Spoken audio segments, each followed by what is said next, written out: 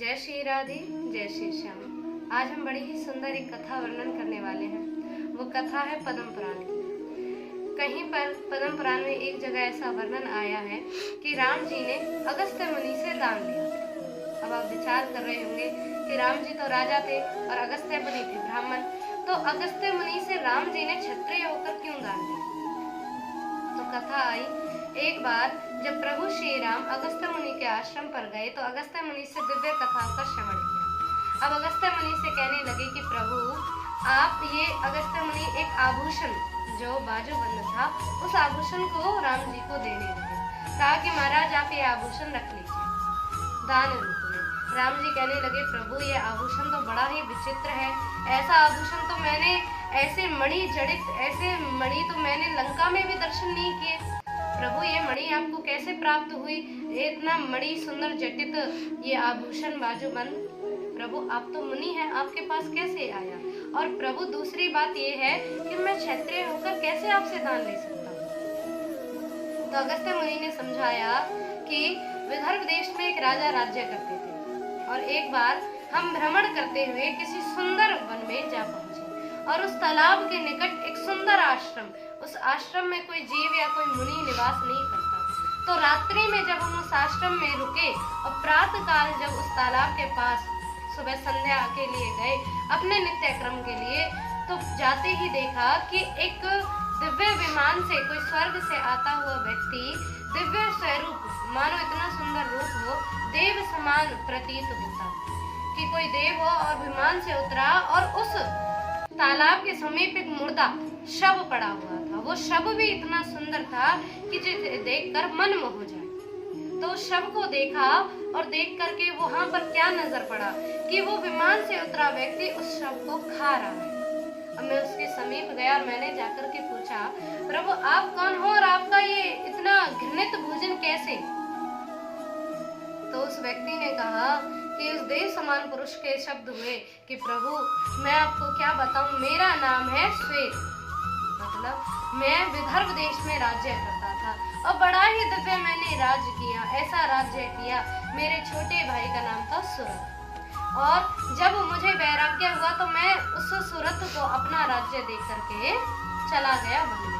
वहां मैंने खूब तपस्या करी और तप करने के बाद में जब शरीर को यहाँ पर मैंने त्यागा तो मैं सीधा ब्रह्मलोक में जा पहुंचा। अब जिस दिन मैंने शरीर त्यागा था उस दिन अक्षय तिथि थी, तो इसी कारण से अब मेरा शरीर तो यहाँ पर अक्षय हो गया, लेकिन प्रभु जब मैं ब्रह्मलोक जाकर के पहुंचा तो वहां पर अब मुझे भूख प्यास सताने लगी। मैंने ब्रह्मा जी से पूछा कि ब्रह्मा जी क्या कारण है जो मुझे भूख प्यास सता रही है? क्योंकि प्रभु आप ही बताइए, इस ब्रह्मलोक में आकर के भी मेरी इंद्रियां बार बार मुझे भूख प्यास के लिए उत्तेजित कर रही है। तो ब्रह्मा जी ने कहा कि तुम्हें इसीलिए भूख प्यास सता रही है क्योंकि तुमने कहीं पर भी दान नहीं किया। यदि तुम दान करते तो तुम्हें भूख प्यास सताती ही नहीं। और जाओ अब जाकर के तुम्हारी भूख केवल एक कारण से मिटेगी, जहाँ तुमने अपना शव त्यागा है उसी शव को जाकर के खाओ। बोले प्रभु वो तो खत्म हो जाएगा। तो ब्रह्मा जी ने कहा कि ये शव कभी समाप्त नहीं होगा।